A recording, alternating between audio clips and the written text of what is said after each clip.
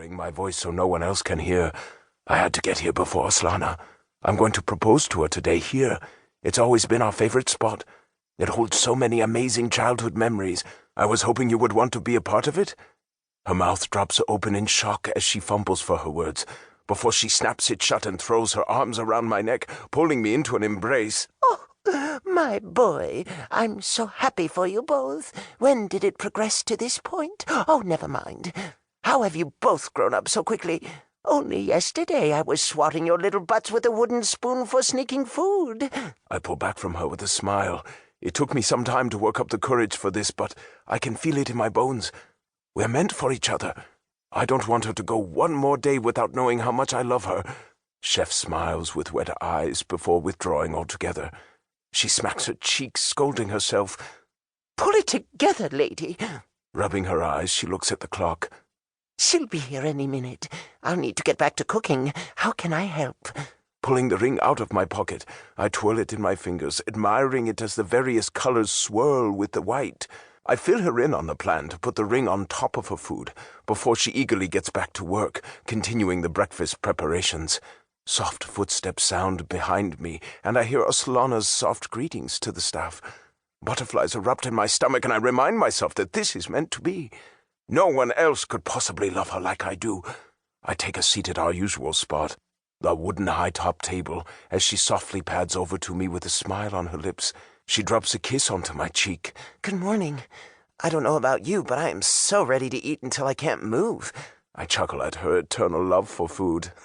Your love for food almost makes me jealous. I hope one day you will look at me like you look at your honey biscuits. She shakes her head, her smile spreading to show her pearly white teeth. No one could ever take the place of my biscuits.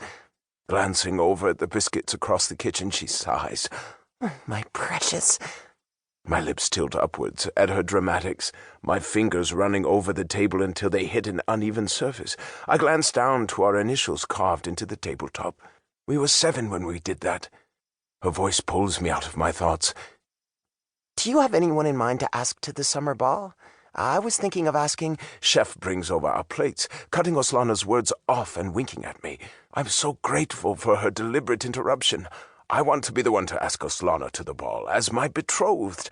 White plates stacked high with hot cakes fill our vision as they're placed one by one before us.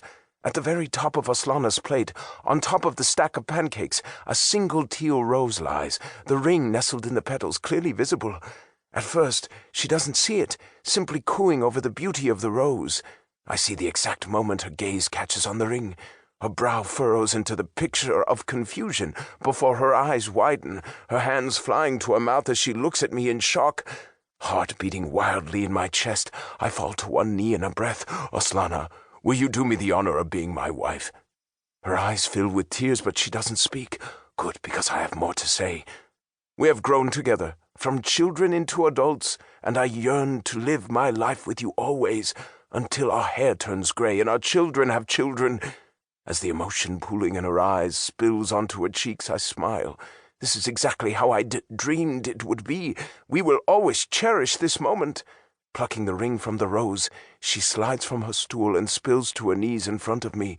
Confusion clouds my face as she places the ring in my hand, closing my fingers over it as the tears fall freely down her face. Maybe she doesn't like the ring. I open my mouth to speak, but she places a finger over my mouth. Oh, Anshar, she says, her voice distraught. My heart sinks as she closes her eyes, only to open them and reveal the tide of sadness resting there.